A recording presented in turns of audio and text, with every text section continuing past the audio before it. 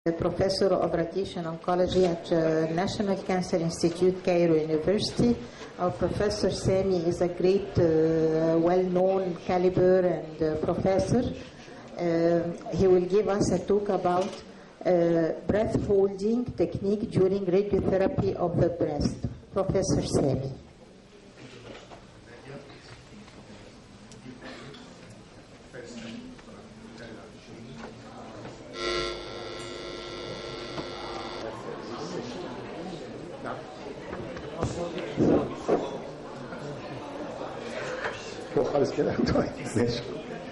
Okay.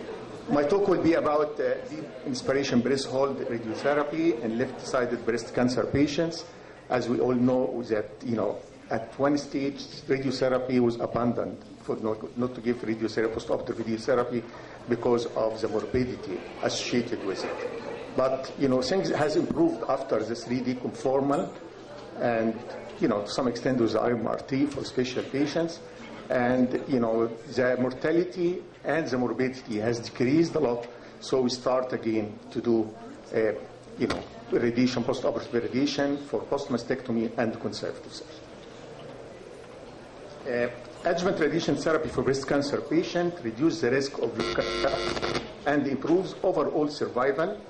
And radiotherapy to the left heart, to the left breast, is associated with morbidity from irradiation and those reaching to the cardiac tissue. Several large studies have demonstrated increased cardiac mortality, and as I said before, that's why at one stage radiotherapy was abandoned. And at the, radiotherapy in the old days, they used deep X-ray machines, they used cobalt, they give internal mammary lymph nodes, and so the dose to the heart was extensive dose to the radiation. And the now, with the use of cardiotoxic chemotherapy, this may further increase the risk again. Organ motion from breathing can be substantial. For example, irradiation, the area of the liver moves from 5 to 50 millimeters. Imagine that the liver is moving by 5 centimeters, and you have to fix the liver to give irradiation properly and to shield it. And this motion has adverse effects on radiotherapy planning and treatment, including the introduction of artifacts on planning CT scans, leading to inaccurate tumor and normal tissue volumes, altered dosimetry based on a static plan. Because all our plans are based on static plans and not, plans taking into consideration the movement of the organs we are irradiating or the normal tissues around.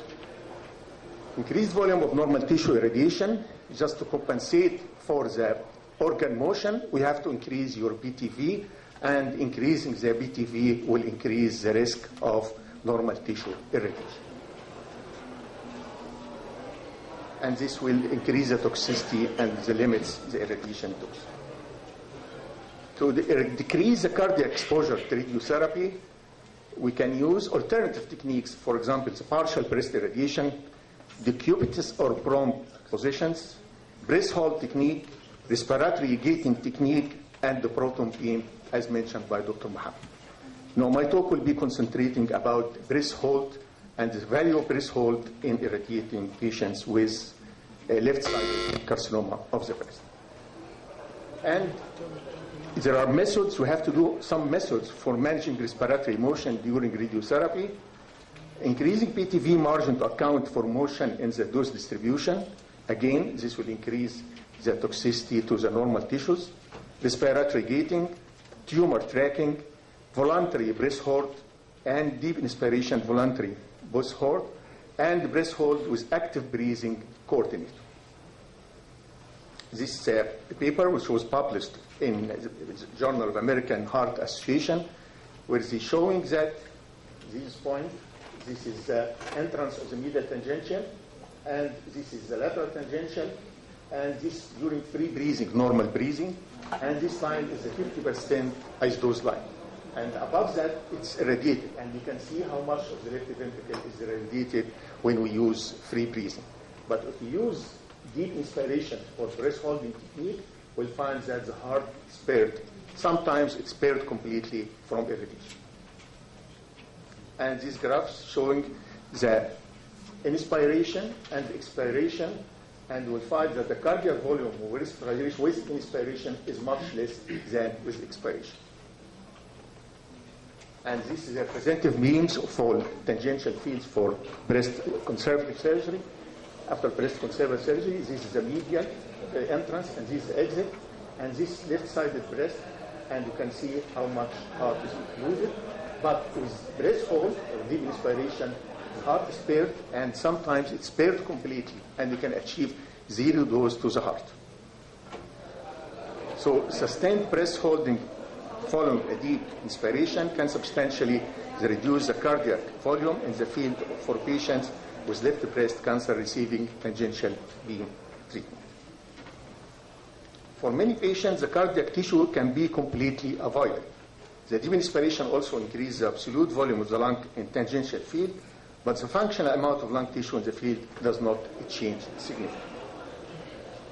Deep inspiration or breast hold techniques has been prompted to minimize the dose to the heart, but did not address the intrinsic cardiac motion, because the heart is pulsating and it rotates, and with rotation, the dose to the left anterior descending artery may be increased.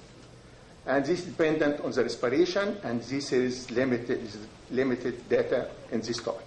So we don't have too much information about when the heart rotates and how much dose will be received by the left anterior descending artery, and how much the volume also will be reaching to this artery. The most majority of patients can sustain their breath for 20 seconds. So how to choose patient for breath holding? You ask the patient in the clinic, when you see the patient, to hold his breath, and if he can hold the patient for 20 seconds, is a candidate for breath hold technique. If you can increase it more, this will be much better.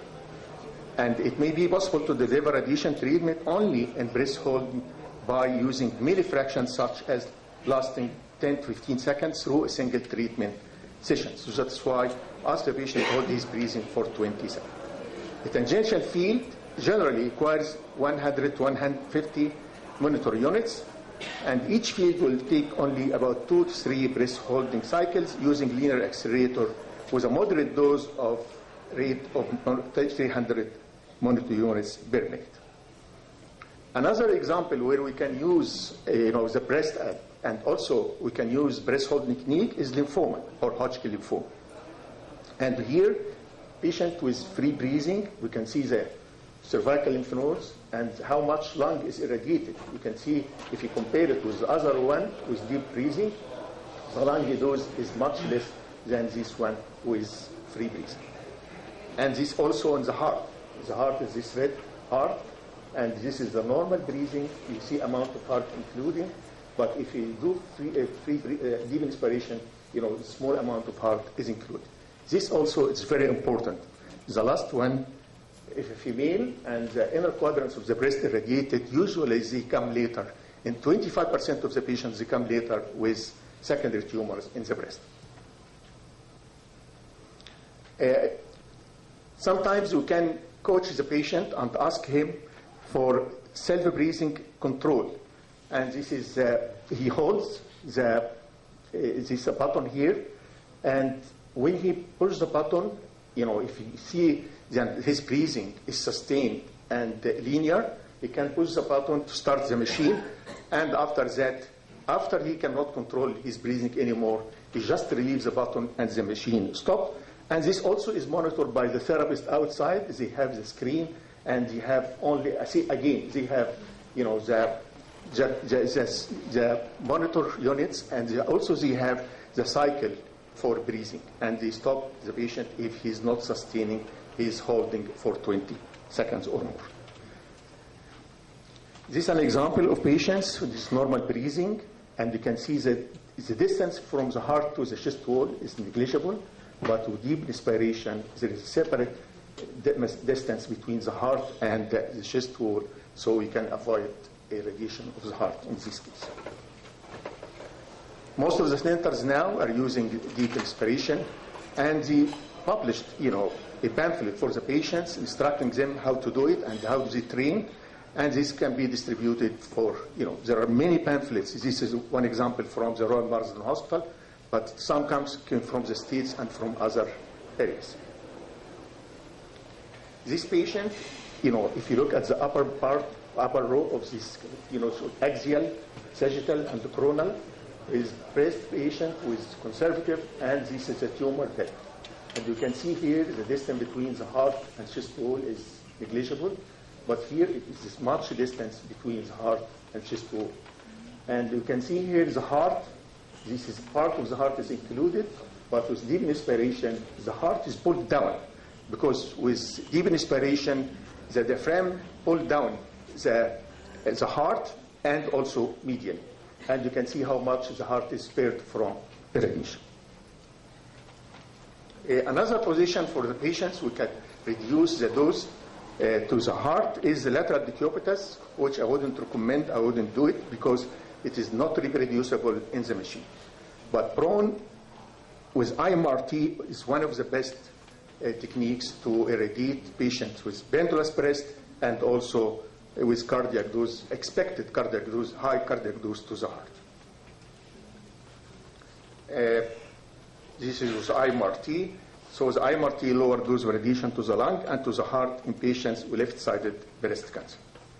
This again with conventional planning, and you can see the inhomogeneity of the dose distribution, but with the IMRT in prone position, the dose is much homogeneous.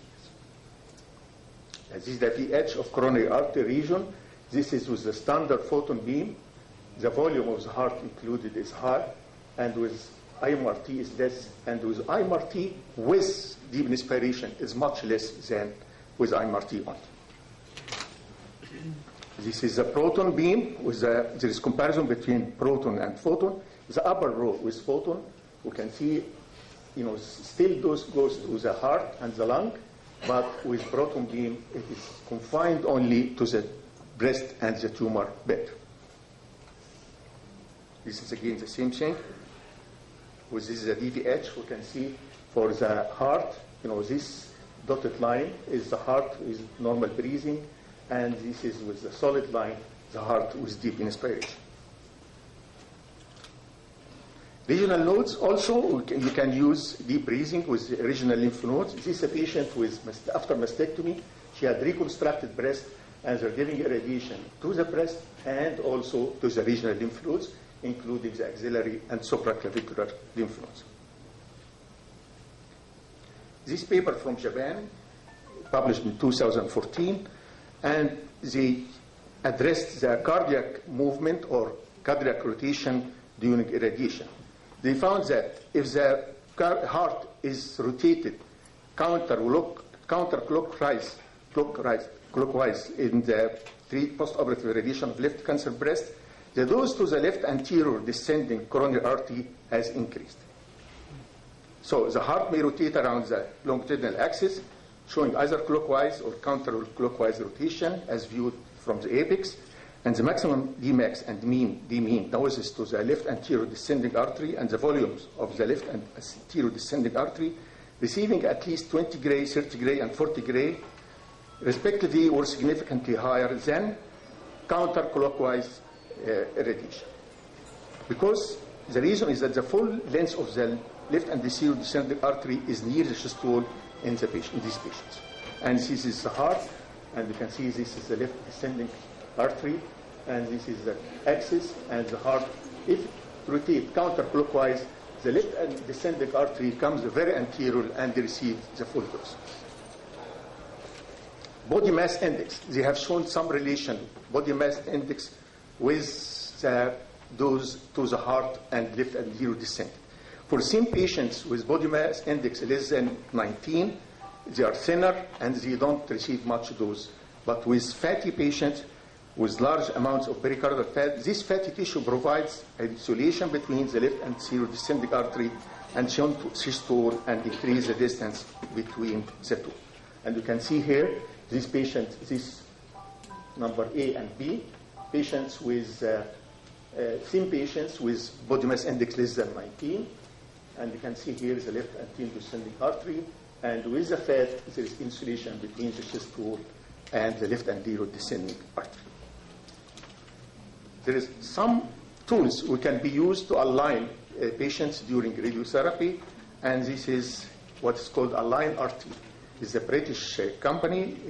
This introduced this machine, which is called surface imaging, and this is a tray which is it's placed above the patient, and there is electrode here, and these electrodes monitor the patient during inspiration, and if the patient looks here at the monitor, when they find that this green light and the deep breathing is sustained, they release the machine, and you can start irradiation and stop after that. This is the setup of the patient, the machine. This is a linear accelerator, and this is the beacon, surface beacon. We put in the chest wall of the patient, and this is the array, and also there is a console and 3 cameras, infrared cameras, to monitor the movement of the irradiation, the patient during irradiation. This is a normal breathe position, and this taking a deep breath, and this holding the breath, and this is a green light, which is a green light for the patient to start irradiation. There was some comparison paper published comparing the active breath holding and voluntary breath holding using 3D surface imager, and 20 patients, 10 in each treatment, and there was no difference for the dose between active breath holding and voluntary breath holding. I did a small study with my colleagues in Dammam, King Fahd Specialized Hospital in Dammam. We treated 20 patients with left-sided cancer breast, 12 post-mastectomy, and 8 post-conservative surgery, and patients were simulated in the supine position, free breathing, 2 sets of examination, one with free breathing and one with deep breath inspiration. And the breathing and free breathing is to aid the treatment setup, and the breath hold scan for the planning data set. The optimal length of time for patient to hold breathing is 30 seconds, which is long enough for CT scan and also for the delivery of 1 tangential feed. And this is this is the result of this study. 12 patients with chest wall and 8 patients with conservative breast, and the heart beat 25%, or 7.8 with normal breathing, and drop down to 4.9 with deep inspiration breath holding. And for again with the 8 patients with intact breast, the V25% cardiac volume was 7.7 in patients with normal breathing, and the drop down to 3.3 after breath hold. So cardiac protection and avoidance is very important in patients with left-sided cancer breast. And maneuver to displace the heart from the field, such as coordinating the breathing cycle or through prone patient positioning, is very important. IMRT or proton beam, and techniques that treat small volume around the lumpectomy activity, such accelerated partial breast irradiation or intraoperative radiotherapy. In conclusion, delivering radiation in deep inspiration breath holding conditions, the dose to the surrounding normal structures could be reduced, in particular heart, left anterior descending artery, lung, and to increase distance between the target and the heart. Thank you.